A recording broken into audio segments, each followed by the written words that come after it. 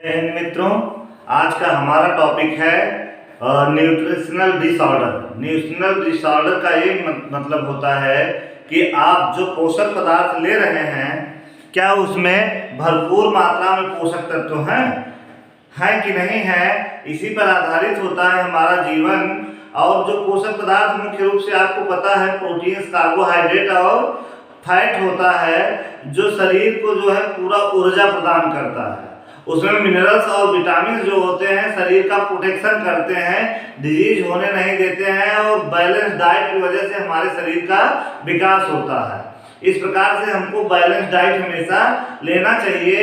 जब यह balance diet imbalance हो जाता है तब जाके जो है शरीर में कई प्रकार के रोग उत्पन्न हो जाते हैं, शरीर में जो है विकास शरीर का नहीं होता है। और ये क्या होता है कि जैसे किसी प्रोटीन्स की कमी हो गई, कार्बोहाइड्रेट की कमी हो गई, तो उसका विकास में बाधक हो जाती है ये सारी चीजें। यही हमारा होता है न्यूट्रिशनल डिसऑर्डर। न्यूट्रिशनल डिसऑर्डर में होता क्या है एक्चुअल में, जिससे हमें क्या करना है भाई, जितना कार्बोहाइड्रेट मात्रा चाहिए उतना मिल जाए, जितनी प्रोटीन चाहिए उतना मिल जाए, जितना फैट चाहिए उतना मिल जाए और विटामिन भी प्रचुर मात्रा में मिल जाए, तो हमारा जो शारीरिक बनावट है और विकास है वह पूर्ण रूपेण हो जाएगा।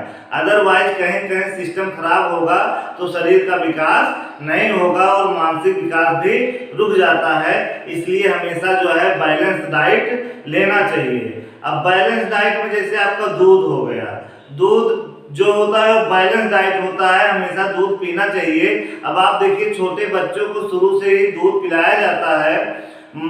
समझ लीजिए कि माँ के गर्भ से ही न्यूट्रिएंट्स चाहिए। किसी भी जो है जीव को न्यूट्रिएंट्स बहुत आवश्यक है, पोषक तत्व बहुत आवश्यक है, क्योंकि अगर पोषक तत्व नहीं रहेगा तो उसका विकास नहीं होगा। इसलिए जब बच्चा पेट में होता है तो माँ को ही खाने के लिए बैलेंस डाइट का सजेशंस दिया जाता है, क्योंकि माँ के गर्भ में बच्चों को माँ से ही जो है पोषक तत्व मिलते हैं और उसका वहाँ विकास होता है। अगर वहीं किसी भी पोषक तत्व की कमी हो जाती है तो बच्चा जो है गर्भ में भी पीड़ित हो जाता है, बीमारियों से ग्रसित हो जाता है, जिससे उसका विकास नहीं हो पाता है। अब आती है बात जो है बैलेंस डाइट में। बैलेंस डाइट में आपको carbohydrate, fat, proteins and minerals, vitamin एक निश्चित मात्रा में चाहिए जो हमारे शरीर के लिए आवश्यक होता है ऊर्जा उत्पादन के लिए। तो उसी में हम आते हैं न्यूट्रिशनल डिसऑर्डर या कुपोषण के जो शिकार होते हैं, मल न्यूट्रिशन होता है, क्यों होता है और कैसे होता है। तो उसका एक टॉपिक हमारा है ओबेसिटी। ओबेसिटी क्या है? ओबेसिटी कोई डिसऑर्डर नहीं है। ओबेसिटी मीन्स होता है मोटापा। मोटापा क्या है जानते हैं? मोटापा में क्या हो सकता है? मोटापा सबसे ही आपको पता चल गया होगा कि यह क्या है, शरीर का अधिक फैल जाना मोटापा कहलाता है। और इसमें होता क्या है कि आदमी जरूरत से ज्यादा जो है खाना खाता है, कार्बोहाइड्रेट, फैट, प्रोटीन्स लेता है, फैटी चीज ज्यादा लेता है और रफेज कम लेता है। इसलिए शरीर में मात्रा फैट की बढ़ती जाती है और शरीर फूल जाती है और मोटा हो जाता है आदमी। अगर रफेज ले, बायोटिन एच ले तो जो है यह मात्रा कम हो सकती है। या आप ज्यादा भोजन ग्रहण कर रहे हैं तो एनर्जी जो है ज्यादा जो है आप कहीं कहीं निकालिए, जो है उसको वर्क में काम करिए जो है, तो मोटापा कम हो सकता है। इसे क्या कहते हैं? मोटापे को क्या कहते हैं? रिच न्यूट्रिशनल डिसऑर्डर कहते हैं। रिच न्यूट्रिशनल डिसऑर्डर मतलब क्या है? जब ज्यादा खाना खाते हैं तब होता है। इसमें होता क्या है कि आपका जब मोटापा होगा तो ब्लड प्रेशर बढ़ जाएगा, शुगर बढ़ जाएगा और आपको चलने फिरने में बड़ी दिक्कत होती है। यह होता है आपका ओबेसिटी।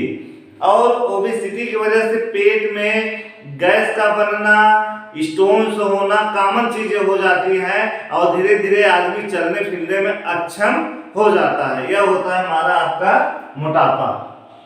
ओबेसिटी मतलब होता है जरूरत से ज्यादा खाना खा लेना, जरूरत से ज्यादा रिची मटेरियल्स खा लेना, वही मोटापा का कारण बनता है।